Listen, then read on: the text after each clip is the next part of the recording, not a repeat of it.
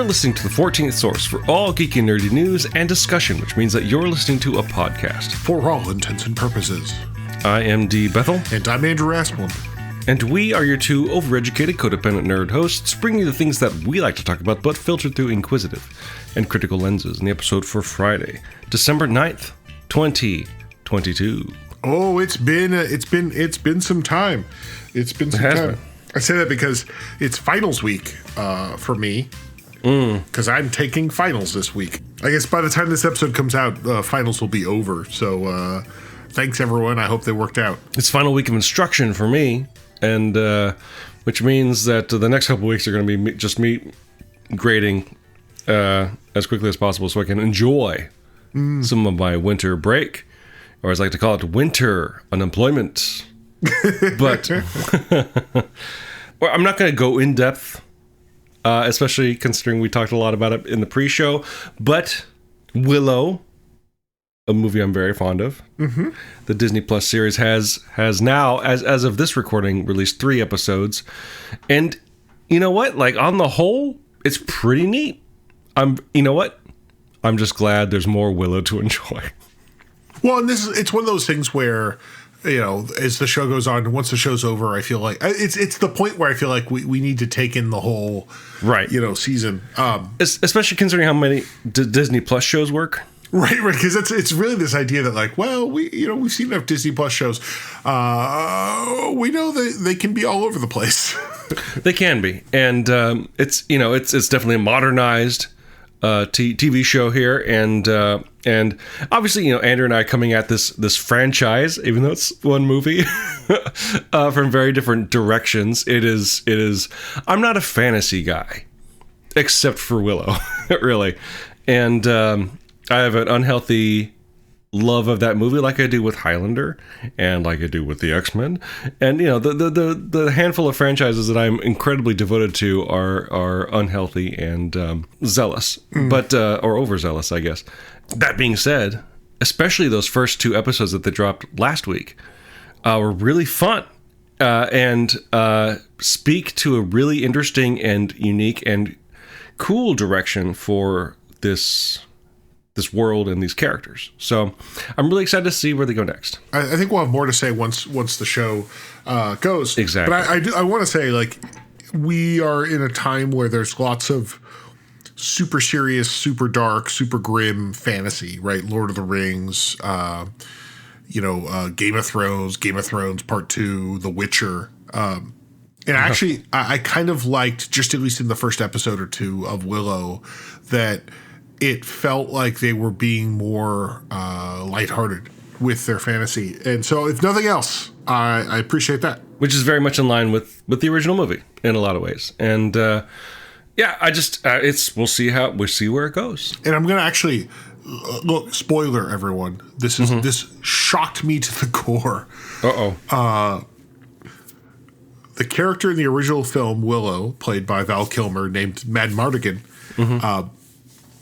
I'll admit, not being a big fan of the original movie, like not having seen it that much, I don't think I ever knew until this last week that his name was one word, Madmartigan, and not Mad Mardigan.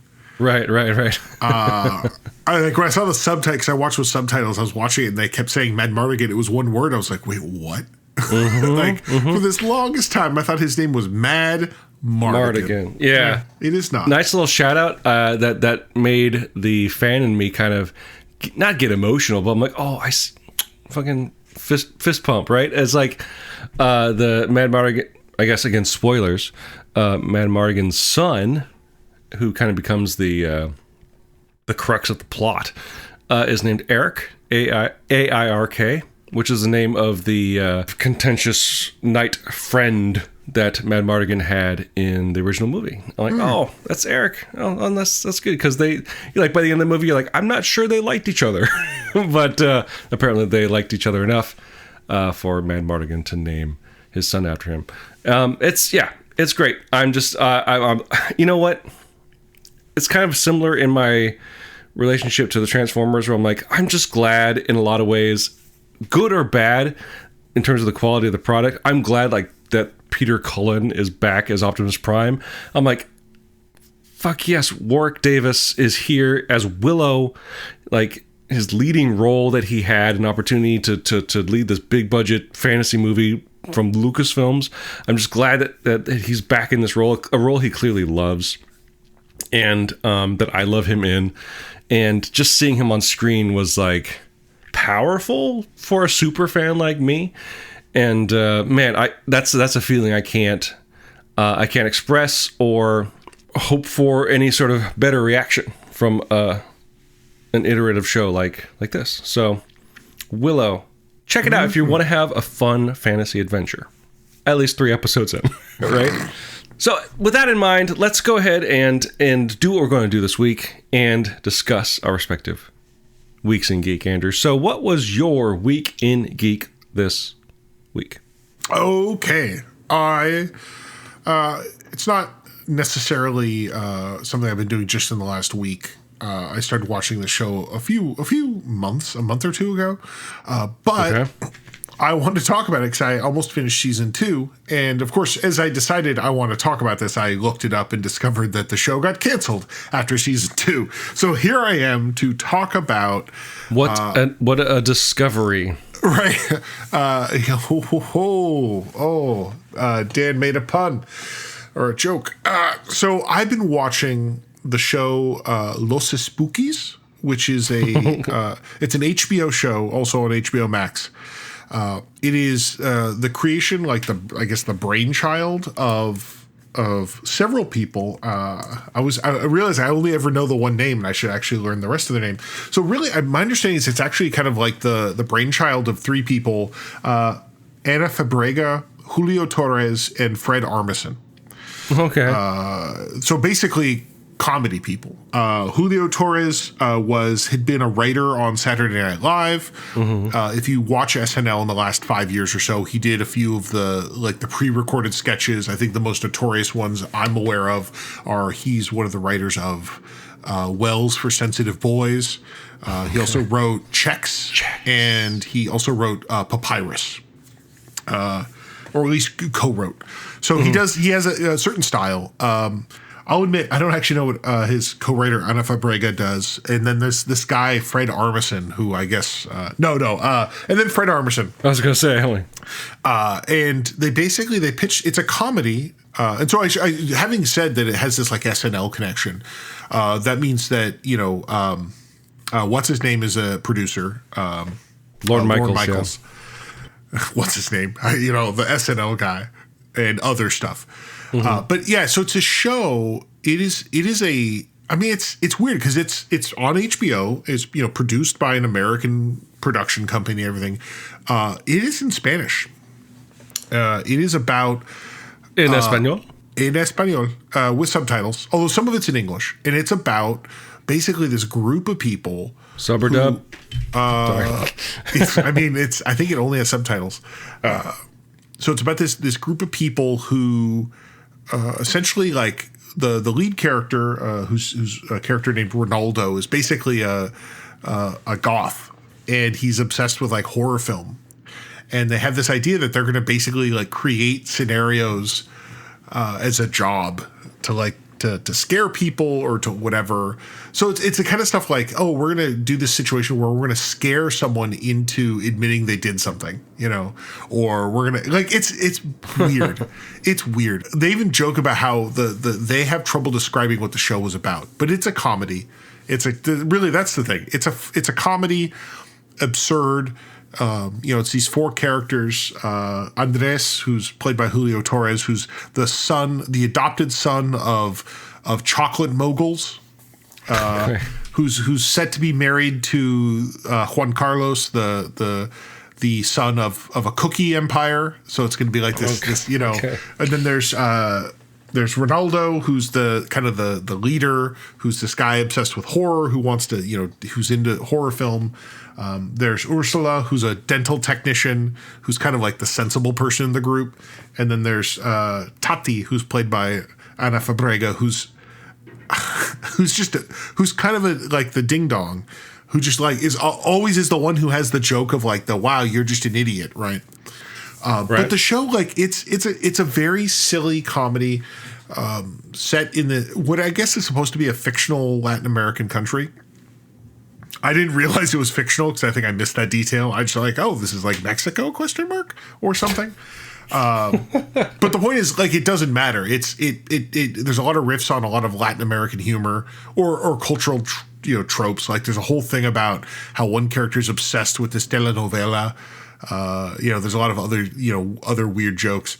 But I'll admit, it was fun. Like, I started watching it and I didn't know what to expect. And like, the show made it very clear we're going to do very silly things. Like, the first season has this whole obsession, which feels like this kind of telenovela humor about how the main character Andres, he's adopted, right? He was adopted by these chocolate moguls, and he wants to figure out like who his real parents are. And there's this ongoing story, which again has all the trappings of like a soap opera, right? Except in the context of the rest of the show. And of course it ends in an absurd way, right? Like, it's the idea that, like, mild spoiler, it ends with the realization that in fact he was dropped at this orphanage and picked up by the nun. Well, the nun didn't see who dropped the kid off because she was too obsessed with this telenovela she was watching. Right. But then the big reveal is the person that dropped off this baby was in fact his parents. They just didn't want to know that, like, it's this idea that they dropped their own child off and then immediately went around to the other side of the building and adopted it.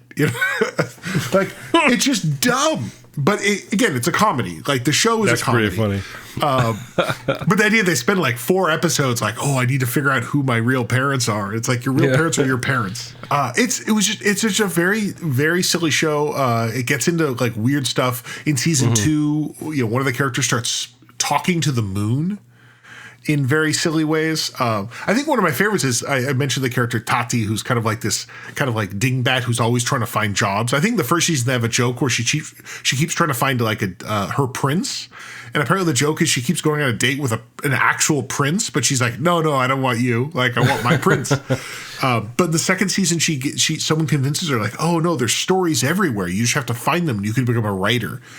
And the joke is she walks by a bookstore and sees books in the window, and she decides, well, I'm going to write Don Quixote.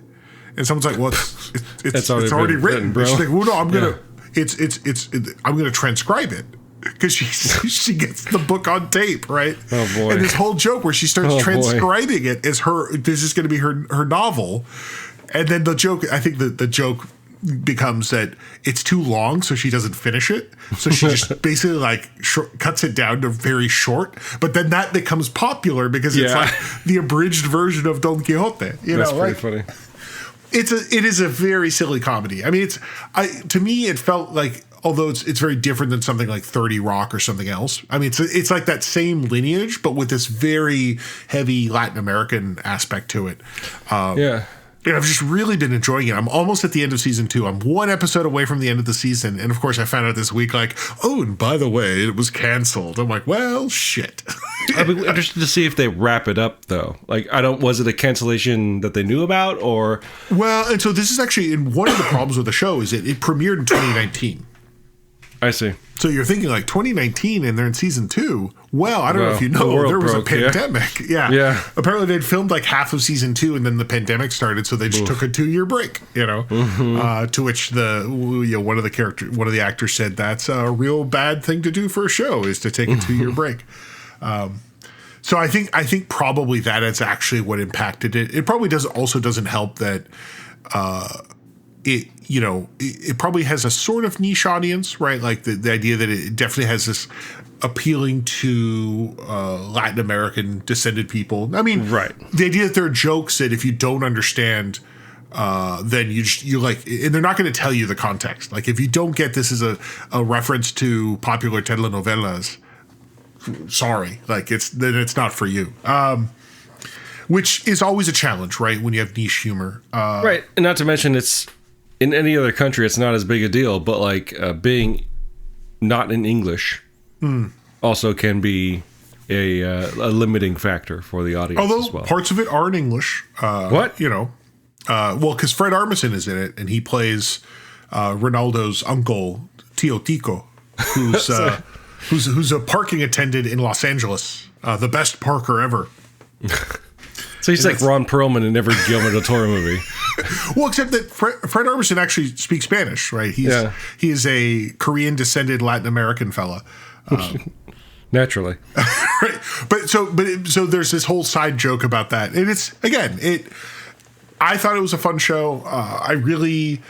It's only 6 episodes per season, so there's only 12 episodes, and they're about 25, 30 minutes each. So, I mean, it's the kind of show you could accidentally watch in a weekend, right?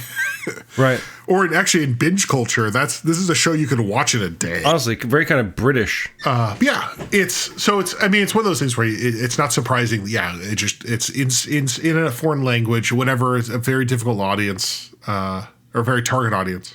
Right. In a way, it kind of reminds me, even though I think it's appealing to a more broad audience, a show that I haven't actually talked about, but I've been meaning to, a show on Hulu called Reservation Dogs, which is clearly like it's a show made by native peoples for that audience, but pulling from pop culture. I mean, not to like refer back to a previous discussion on this very episode, but there's a character in the show named Elora Danan because her parents loved Willow so much. And it's a beautiful, absolutely perfect show that seems to be resonating a lot, especially with Native American audiences and indigenous peoples, because it's a show co-created by an indigenous American and Taika Waititi, but Taika Waititi is also co-creator, and though he's not American, is very proudly was it Maori of New Zealand, and a people that have dealt with similar oppression and devastation, let's be honest, of colonizers. So it's a show speaking to a very specific audience, but according, as is indicated by its popularity, is hitting with a larger audience, which unfortunately seems like maybe Los Espookys didn't get that chance, which is, again, going to what we've talked about before, like the current state of HBO, or was it Warner Discovery, is a problem. Right. And this is one of those things where there's 2 things I think about that probably negatively impacted this show. One of them is being on HBO/Discovery Warner. The other is just, I think about this, just the way advertising works now. The idea that this show, like, I remember in 2019, before the pandemic, being at a party and someone saying, "Oh my gosh, you should watch this show." And it stood out because someone said, "Oh, do you like this? You'd really like this." Because they knew I liked 30 Rock, and I have a tendency for these kind of some overlaps of humor, and they're like, "Oh, you should really check this show out." And I kind of forgot about it because I didn't have HBO at the time. And I came back to it thinking, "Oh yeah, here's a show. Oh, it's only in season 2. Oh, because of the pandemic." And I'm like, "Oh great, maybe there'll be a season 3." There's not. But that's the only reason. Like, the reasons I found the show were very niche. It's already done better than Firefly. Well, I don't know, 12 episodes? That's true. I don't know how many of Firefly actually aired, but yeah, maybe. So it's the kind of thing I think a lot about, especially now in the last year or two, how I feel like it's getting even harder that if you're not a Disney show, like, how do we even know the show's on? I mean, that's an interesting conversation that we should probably have later, that we'll probably never have because it involves a lot of research. But like, there's the complaint about how indie movies don't exist in theaters anymore, because unless it's a superhero movie or a movie made by Marvel, it's not going to make money. So it's better to just go straight to streaming. I think a good example of this that is kind of like in the middle ground there is something like Prey. That just released directly to Hulu, right? Despite being probably designed and edited and produced as a theatrical film, and it'd probably be pretty great to see it in a theater. That's not like an indie movie necessarily. That's the new installment of the Predator franchise, right? And even then, they're like, well, is it going to make $800 million? No. In the wake of the pandemic and how everything's just kind of like trying to survive, it was already streaming services were already popular before the pandemic, but how they kind of were the crutch that we were all leaning on during it are we seeing a paradigm shift of just not only TV, but streaming TV as well, that is kind of leaning more towards the big budget, popular franchise television? And where does everybody else go in that wake? And I guess I think about, from my perspective, where I kind of I think about the fact that, I'm a notorious fan of the show Leverage, and they started doing a new show a year ago. And I remember after watching the first season thinking wow, that was great. When is there going to be a second season? And I read, oh yeah, there is. I was like, oh great. When's it come out? And it ends up, it came out 5 weeks ago. And I only found out after 3 episodes had come out. It's just this idea that, there is something weird about, I know when every Disney Plus show comes out, right? Right. Due to marketing or whatever. But when other shows come out, sometimes it would be oh shit, the show I wanted to see is out 6 episodes in, Sure, yeah.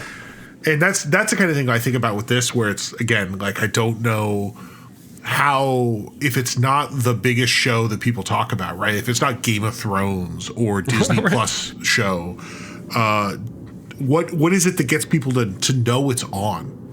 I haven't really seen a lot of advertising for Willow. I think I've seen advertising because I accidentally liked a tweet that was tweeted by the official account, and so they now send tweets to me, and it's really off-putting. They're like, "Hey, D. Bethel, a new episode's coming out today." I'm like, "Whoa, calm down."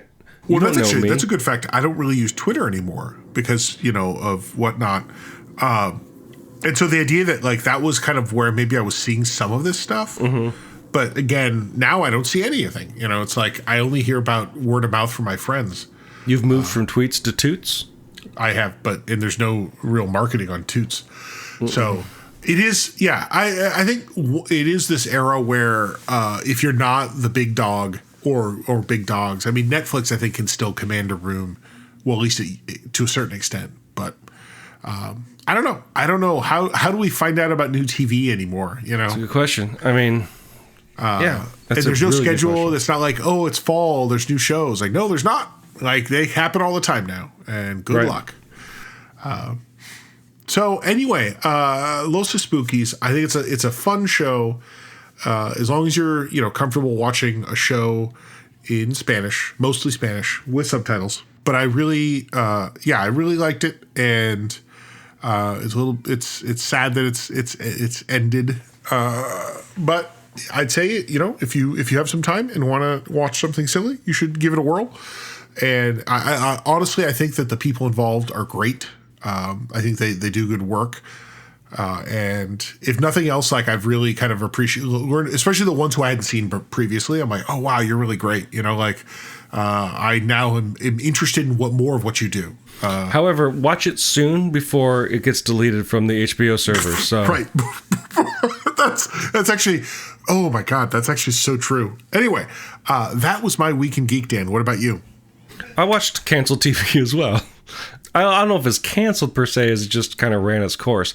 I actually want to talk this week about Willow. No, I want to talk about a new show I've been watching that you might have heard of. It's a science fiction show called Star Trek Deep Space Nine. Oh my gosh, Dan, we said we can't this can't be the Star Trek show.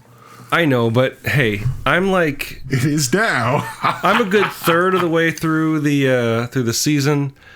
I'm not here to judge the show. I'm here to what I want to talk about more is my reaction to the show, having come off of, by my standards, a very quick run through of all 7 seasons of Next Generation, which basically defines Star Trek for me, because it's a really different show.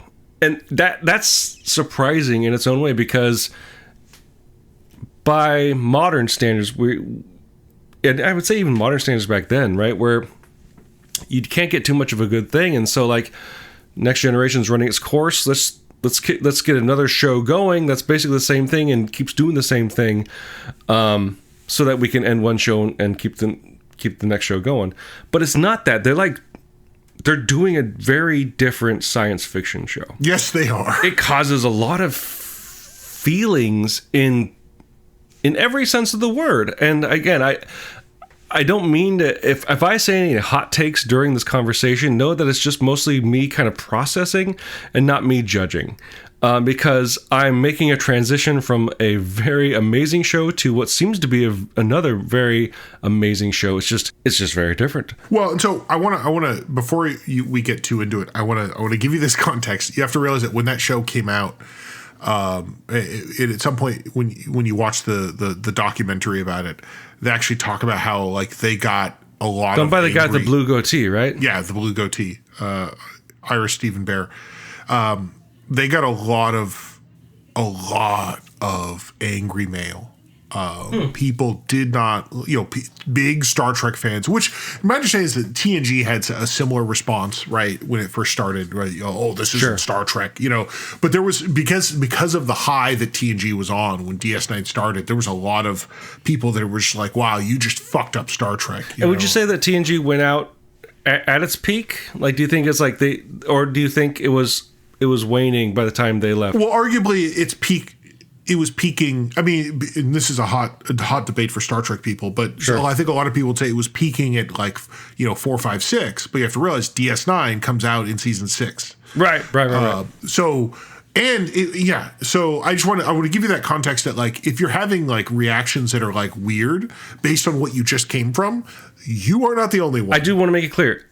None of the reaction I'm having is saying that this is bad TV. Not at all. It's just it's such a left turn or right turn that it's so cool. But there is part of my brain that's I know what Star Trek is. Let's sit down and watch an episode of Star Trek. I'm like, this is so different. Right. And it's they don't go anywhere. Right. And so part of me is just I'm trying to define this new Star Trek as I'm watching it. And it's a wild experience because I think, and this is, I think, on purpose, and it shows kind of how thoughtful the creators of The Next Generation were going into DS9. They had such a strong vision of what Star Trek was and what they could do with it, that they kind of get away with it being a little wobbly because we are learning what the station is in real time with the cast, generally, the Federation at least, the Federation cast, because they're it's recently taken over, right? It's recently getting repopulated. They're recently figuring out how this whole new system is going to work, and so if it seems weird and unkempt and a little lawless, Sisko's feeling that too. he's like, this is basically chaos. I'm doing my best to keep everything together here. And that more than anything is kind of coming through, at least in, like I said, within the first 9 or 10 episodes that I've seen so far. I think I just want to talk mostly about the things I like about it, because there's nothing, the things I could maybe talk about things I quote unquote don't like, but they're not things I don't like. They're just things maybe I haven't codified yet. I really like the possibility of what being set on a station brings rather than a ship, because that would get boring real quick, because they just did 7 seasons of life on a ship, right? Mm-hmm. But because of that, and because the cast is so large, I really felt like in the first seasons of Next Generation, the show kind of really fell into a rhythm of bouncing between Picard and Data. Those are the main characters.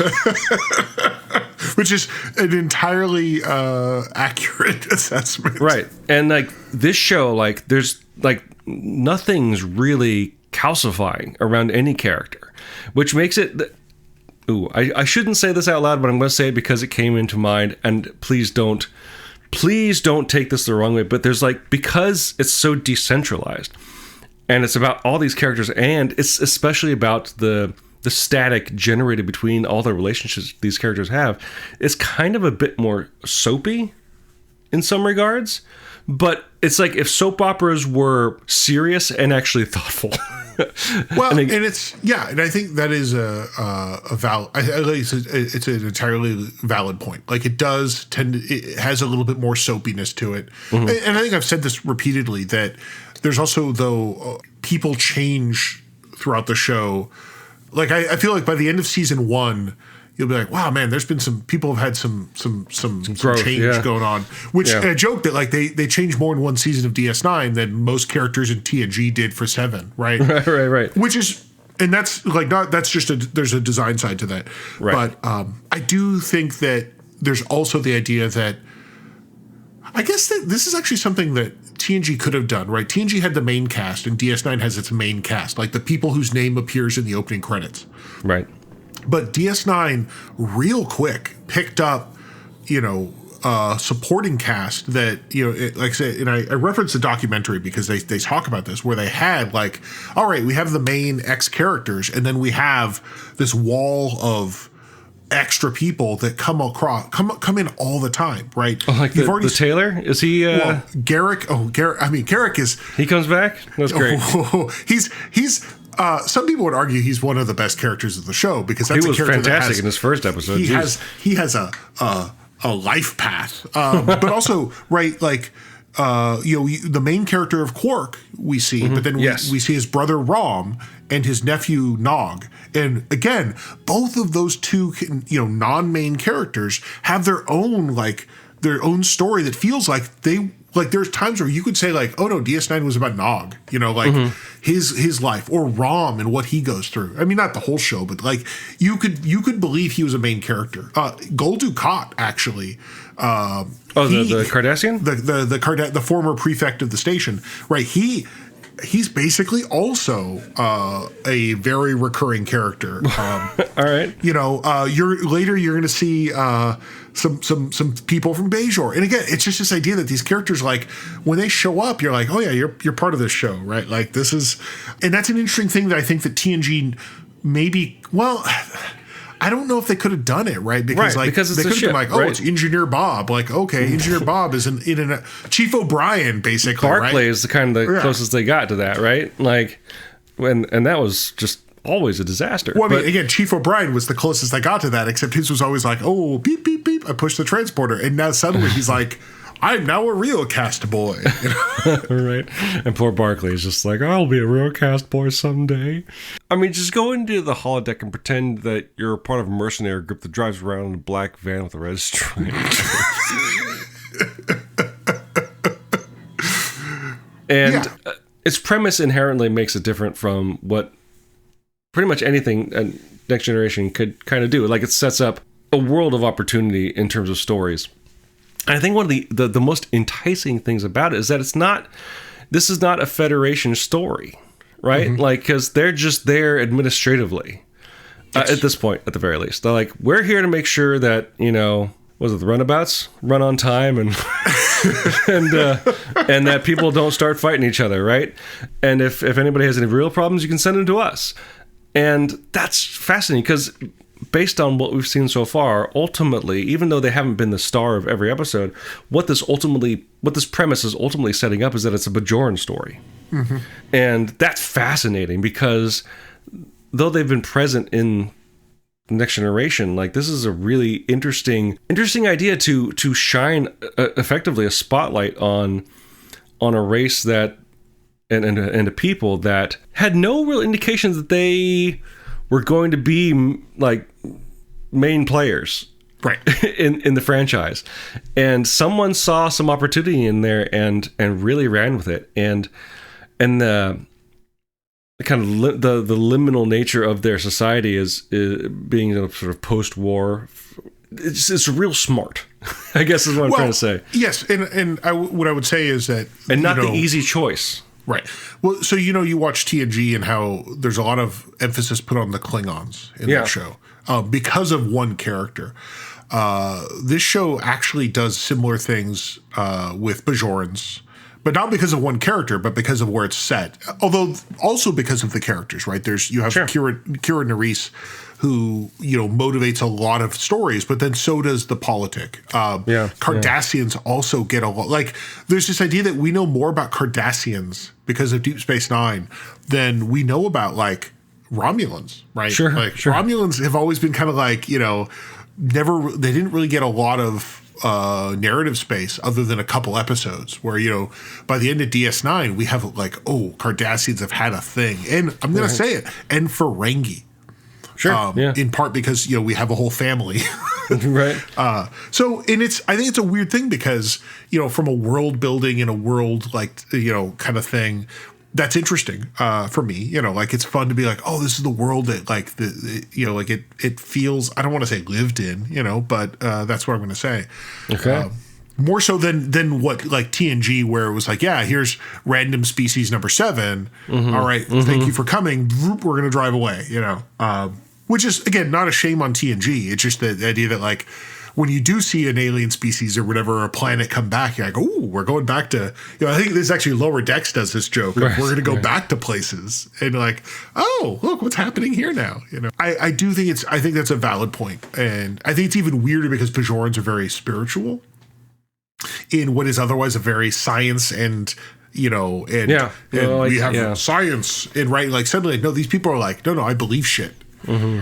And then they kind of double down and, by the way, I believe shit, and I think things I believe in live in the wormhole. Which speaks to, I think, the other strength of the show is like the cast is much more diverse in terms of science fiction terms, mm-hmm. like where it's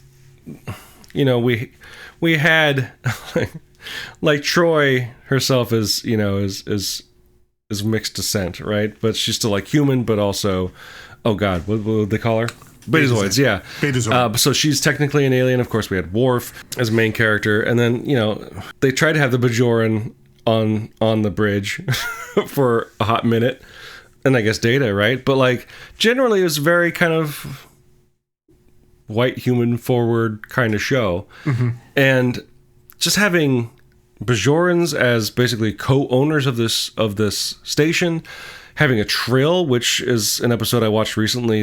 I can't remember the name of the episode, but it was where Dax gets put on trial. No, that was the name of the episode. Dax indeed. And the TNG family kind of I saw that was it the Measure of a Man is the Data trial episode from TNG. I saw echoes in that, but it was a completely different context, right? And the trill are just so fascinating. So the concepts that they're coming up with and dealing with and exploring in the show really does feel like an evolution from Next Generation, mm-hmm. instead of just like a spin-off. And that's the fascinating part. At the risk of losing a friend named Andrew, I'd like to talk about the one thing that I'm not feeling quite yet. And I would also probably assume that as soon as I say this, I'm going to lose pretty much every fan of this podcast. No, please. I'm not feeling Sisko. That's fair. I feel like he hasn't bought on the character yet as an actor.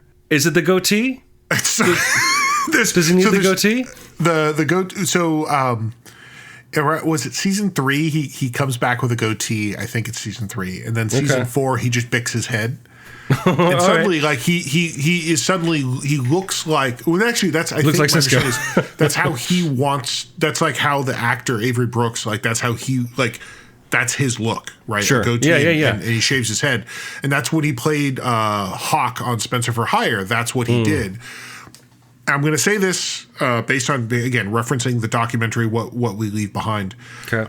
What is suggested there by the writer Ira Stephen Bear and other people is that this was a very conscious choice by the network or the Paramount. Mm-hmm. I'm going to use this. This is the term I believe they used in the documentary. They didn't want him to look street.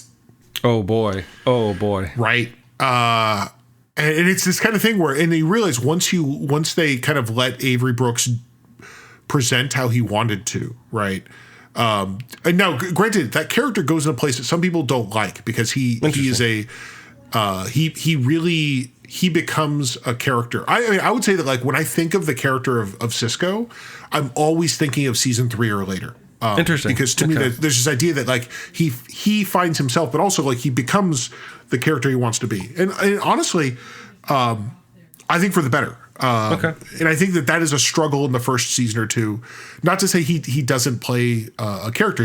I think they're still figuring it out. And he's still figuring it out. And also that weird thing, mm-hmm. that what we like to call racism. Yeah.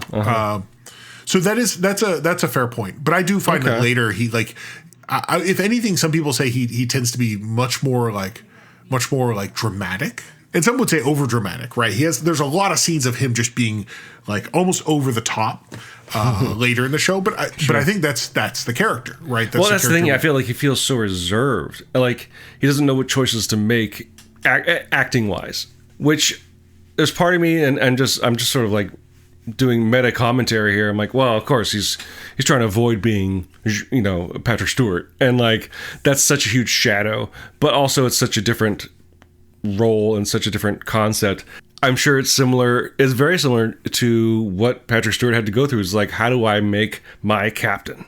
And so there's a lot of baggage with being a lead on a Star Trek show, but that's all me just projecting, because I was trying to explain to myself, like, why am I not feeling Sisko?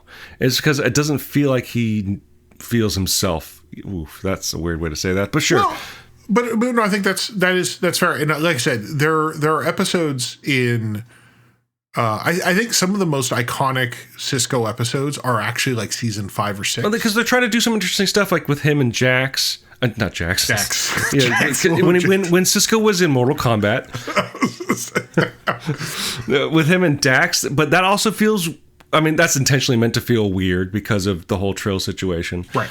Yeah, I would say probably the two most like.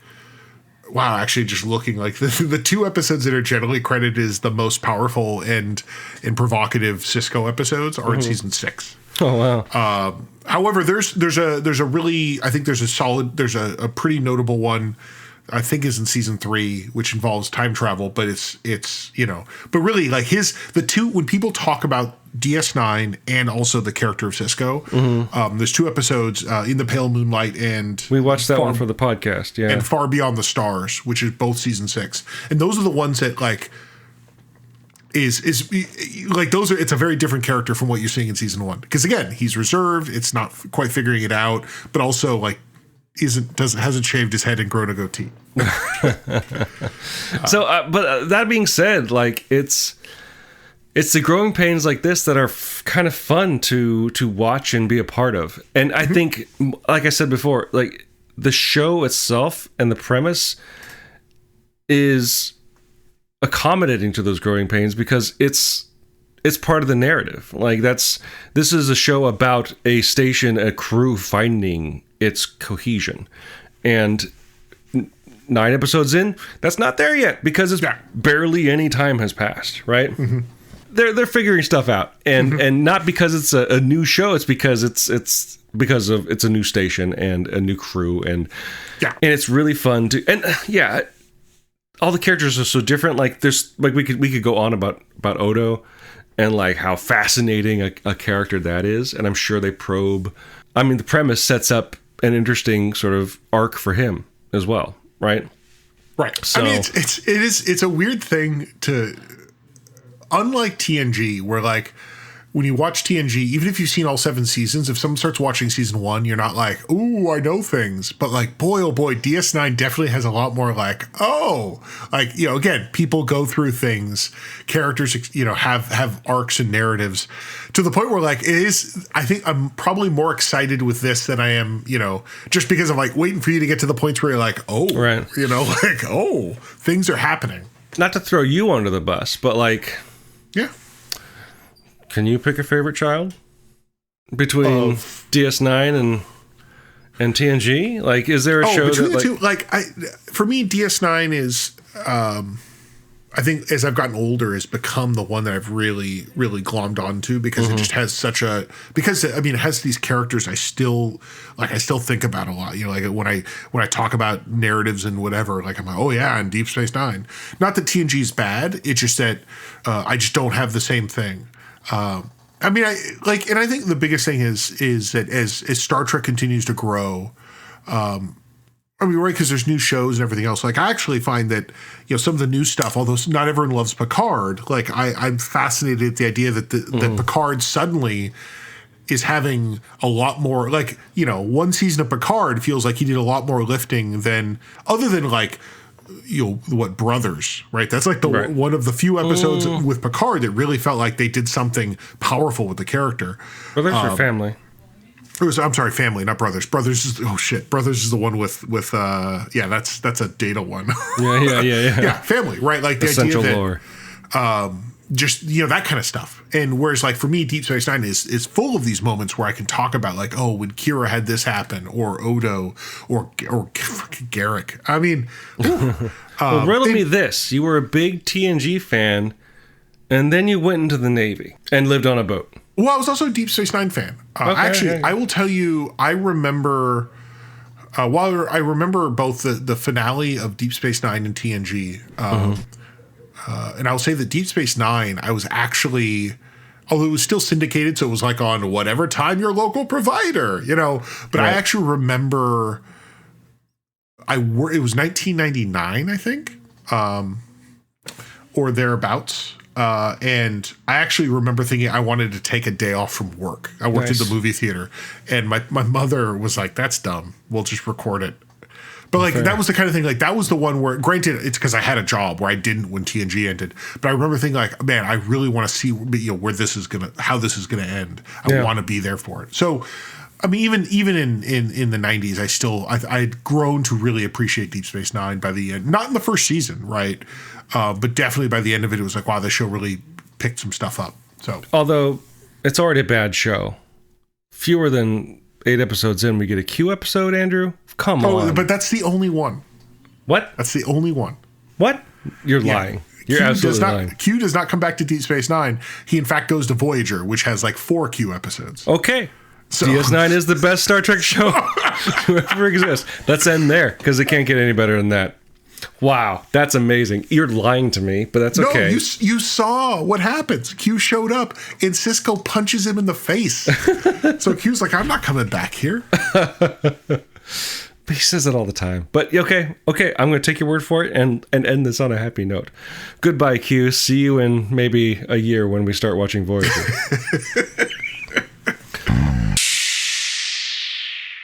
So if you, dear listeners, have any thoughts about the topics we discussed this week, feel free to leave your thoughts as comments on the page of this episode at forallintents.net. You can also post your comments or engage in conversations with other listeners on our Facebook page. You can find us on other social media as well, at least for as long as they exist, which means you can find us on Twitter at our respective handles, which means you can find Andrew at Profound Dark, find me at dbethel. You can also find us on Instagram. You can find Andrew at Profound Brick, and me and my work at Bethel Comics. While you're at our website, forallintents.net, you can also take a look at our YouTube page, which you get to by clicking on the link in the corner that says YouTube. There you'll find our show. As it ends up, we have we now put this show on the YouTube, and if you're actually listening to the show on YouTube, feel free to like and subscribe, or as the kids like to say, ring that bell. We use 2 tracks of music for our show. One is called Disco Medusi, the other is called District 4. They're both written and performed by Kevin MacLeod of the Clan MacLeod, immortal swordsman, graph paper enthusiast, and musician extraordinaire. You can find his music at incompetech.filmmusic.io, and that's all licensed under the Creative Commons 4.0 attribution license. If you like the show and like to help us out, the best way to do so would be to subscribe to the show using whichever podcasting service you happen to use. What would help us out even more, though, would be to leave some sort of review, whether a text review or using the proprietary metric will help spread the word to new potential listeners through the magic of algorithms. A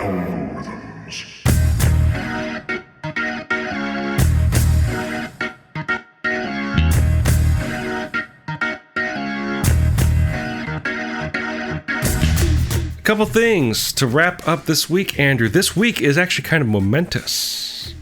In a sad way, no one died. Probably someone died. Maybe no one that, we maybe know. But, sad in that this week is the last week that Trevor Noah is hosting The Daily Show. Yes. Stepping down on the 8th of December. Yeah. And although he announced it, a month or two ago? Yeah. Apparently it is kind of, I guess, unexpected enough that I'd heard that they're going to fill the rest of the season with guest hosting. And by guest hosting, it's going to be a cavalcade of all sorts of people. I heard going through the end of 2023. That's how kind of quick. Because when it was announced, like you said, a couple months ago, Trevor Noah's like, don't worry, I'll be here for a little while. It's no, that's just... I'm sure there's a blog, there's a New York Times article or a book to be written about what is exactly going on here. But it's fascinating and sad because Trevor Noah, man, talk about a task nobody wanted. Picking up the Daily Show after Jon Stewart, and he made it not only good, he made it his own and made it viable. And that is, and of course, this wasn't something he did alone, but he was the spearhead for it,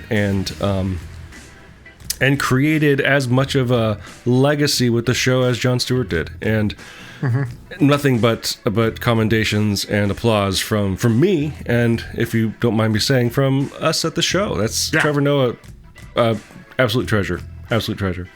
No, I will say that, some of his humor has been, I just really like his perspective.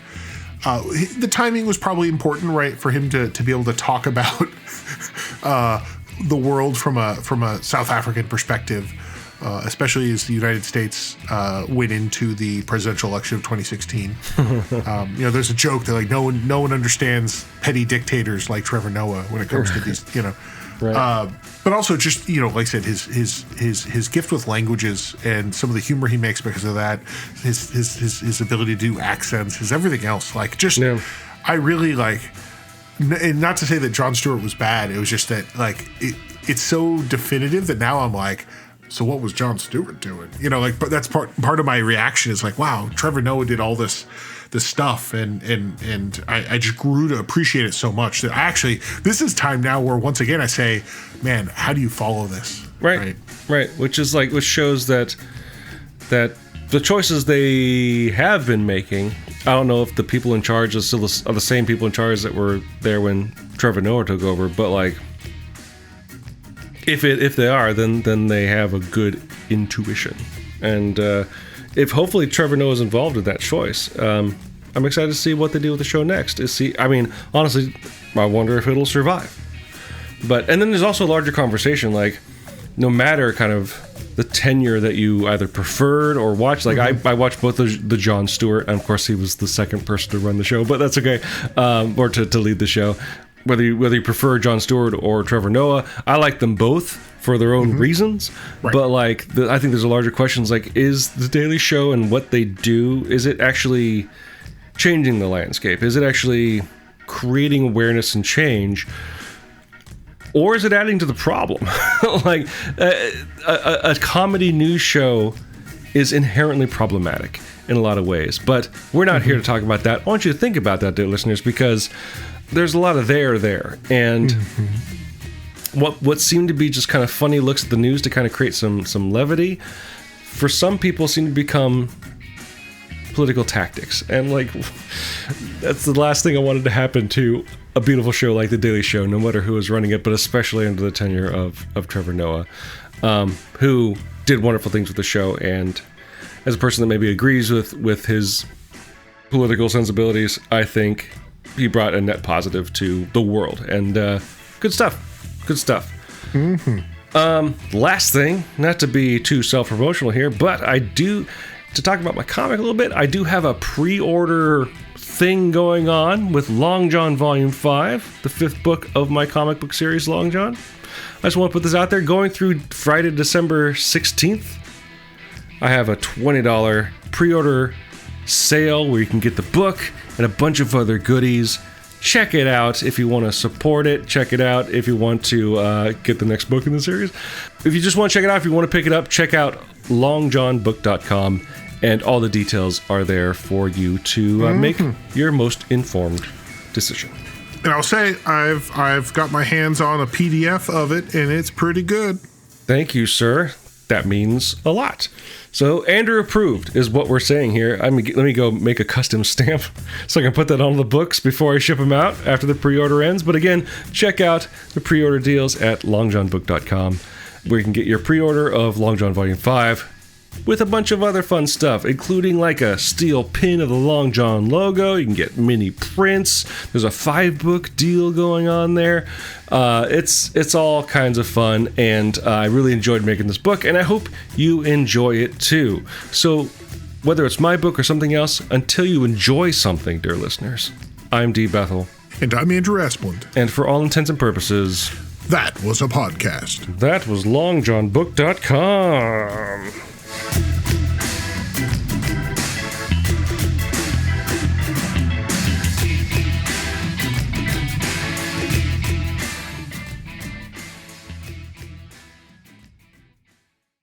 An indigenous Jesus Christ? What? An indigenous Jesus Christ.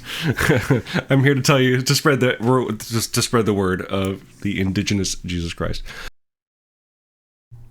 Content is like the worst thing you could do for a network. Right?